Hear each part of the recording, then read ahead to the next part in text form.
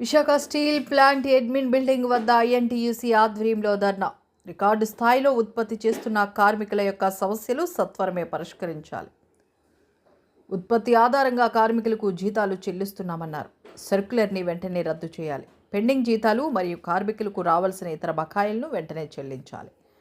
ప్రతి నెల కార్మికులు అందరికీ పూర్తి స్థాయి జీతాలు చెల్లించాలి. పెంచిన కరెంటు ఛార్జింగ్ తగ్గించాలి. తొలగించిన కాంట్రాక్ట్ కార్మికులను మరలా వెంటనే విధుల్లోకి తీసుకోవాలి. ఈ కార్యక్రమంలో ఐఎన్టీయూసీ కార్మిక సంఘం నాయకులు మంత్రి రాజశేఖర్, నీలకొండ రామచంద్రరావు, కార్మికులు పాల్గొన్నారు. కాపాడుకోవాలని పోరాటాల ఫలితంగా ఎంతో మంది ప్రాణాలు అర్పించారు. నిర్మాణ దశలో కానీ లేదు ఇప్పుడు ఆపరేషన్ జరుగుతున్న ఉత్పత్తి జరుగుతున్న సమయంలో కూడా అధికారులు కానీ కార్మికులు కానీ కాంట్రాక్ట్ కార్మికులు కానీ తమ ప్రాణాలు కోల్పోయి ఈ కర్మాగారాన్ని ప్రభుత్వ రంగంలో కొనసాగించుకోవాలని, మిగతా శ్రీలంకకి భిన్నగా ఉండాలని, ఈ సమాజంలో గౌరవాన్ని తీసుకురావడంలో ఆ రోజు ఐఎన్టీయూసీ ప్రత్యేకమైనటువంటి కృషి చేసింది. ఆ విధంగానే స్టీల్ ప్లాంట్ ఎంప్లాయీస్కు ప్రత్యేకమైనటువంటి గౌరవం కానీ ఒక ప్రత్యేక ప్రతిబద్ధత అనేది ఉండేది. కానీ ఈరోజు విశాఖపట్నం స్టీల్ ప్లాంట్ కార్మికుల తాలూకా వాళ్ళు చూస్తే చులకన భావం తీసుకొచ్చారు. దీనికి కారణం కేంద్ర ప్రభుత్వం కానీ లేదా యాజమాన్యం కానీ ప్రధానమైన కారణం. అంతేకాకుండా ఏదైతే ఇక్కడ ఉన్నటువంటి రాష్ట్ర ప్రభుత్వం కూడా కేంద్ర ప్రభుత్వం ఏదైతే చెప్తుందో దాని దందాను పాడే విధంగా ఈరోజు వ్యవహరించడం చాలా దారుణం. ఎందువల్ల విశాఖపట్నం స్టీల్ ప్లాంట్ కార్మికులందరూ కూడా కష్టించి పనిచేసి మొదటి దశలోనే 3 పాయింట్లు తీసుకెళ్లారు.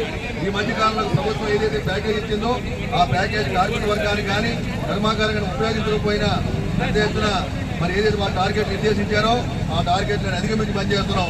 కానీ దారుణం, కార్మికులందరికీ ఉత్పత్తితో ముడిపడినటువంటి జీతాలు ఇవ్వడం అనేది కింద నెల నుంచి స్టార్ట్ చేశారు. అది చాలా అన్యాయం. దాన్ని వెంటనే ఉపసంహరించుకోవాలని డిమాండ్ చేస్తున్నాం. అలాగే ఏదైతే బకాయి పడ్డ వేతనాలు ఉన్నాయో అవి వెంటనే ఇవ్వాలని చెప్పేటువంటి డిమాండ్ చేయడం జరుగుతోంది.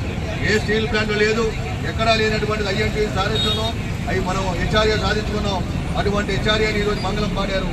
దాన్ని ఇమీడియట్గా పునరుద్ధరించాలని చెప్పి డిమాండ్ చేస్తున్నాం. అలాగే స్టేట్ గవర్నమెంట్ కంటే దారుణంగా టౌన్షిప్లు ఎవరైతే నివసిస్తున్నారో ఆ ఎంప్లాయీస్ అందరూ కూడా 50 పైసలు ఉన్నది 8 రూపాయలు చేసే కరెంట్ ఛార్జీలు. అది చాలా అన్యాయం. అది దాన్ని ఉపసంహరించమంటున్నాం. వీటన్నిటికీ కారణం ఏంటంటే ఇక్కడ విశాఖపట్నం స్టీల్ ప్లాంట్లో సమర్థవంతమైన యూనియన్ కానీ సరైన లేకపోవడం వల్ల ఇటువంటి సమస్యలన్నీ ఎదురవుతున్న విషయాన్ని కూడా కార్మికులు గుర్తించుకోవాలి. అయినప్పటికీ కూడా ఒక మెట్టు తగ్గి కార్మిక ఐక్యమత్యాన్ని కాపాడాలని అందరూ సమిష్టిగా పోరాటాలు చేస్తూ విశాఖ ఉక్కు బదులు ప్రైవేటు పరం కాకుండా ఉండాలని మన ప్రయత్నాలు సాగుతూ ఉన్నాయి. అలా చేస్తున్న తరుణంలో ఏదైతే గతంలో ఐఎన్టీ సాయంలో సాధించుకున్నామో యూనిఫామ్ పోయింది, ఒక పక్క సిల్వర్ కాయిన్ పోయింది, గోల్డ్ కాయిన్ పోయింది, ఇన్సెంటివ్ పోయింది, ఆఖరికి జీతాలు అడుగుల పరిస్థితి ఏర్పడింది. 2021లో ఆనాటి యూనియన్లు కానివ్వండి, ఏ యూనియన్ కూడా సక్రమంగా చేయకపోవడం వల్ల వేజ్ రోజున కూడా పోయింది. అదే ఈరోజు అన్ని స్టీల్ ప్లాంట్లు కూడా బ్రహ్మాండంగా వేజ్ రోజున జరిగింది. వారందరికీ ఏరియాస్ కూడా వచ్చాయి. విశాఖపట్నం స్టీల్ ప్లాంట్లు కూడా ఇవ్వాలంటే ఆనాడు కొంతమంది అందరూ కూడా ఈ అగ్రిమెంట్ రద్దు చేయండి అని చెప్పారు. రద్దు చేయమంటే మేనేజ్మెంట్ కార్మికుల్ని ఉద్యోగుల్ని మానసికంగా మోరల్గా దెబ్బతీయాలని చెప్పి గత 2 సంవత్సరాల నుంచి కార్మికులు రావాల్సిన బకాయిలు జీతాలు ఇవ్వకుండా ఎలవెన్స్ ఆపేసి హెచ్ఆర్ఏ ఆపేసి టౌన్షిప్ లో నివసిస్తున్న ఉద్యోగులకి 8 రూపీస్ యూనిట్ ఛార్జీ పెంచడం అనేది చాలా దుర్మార్గం. ఇది చట్ట వ్యతిరేకం.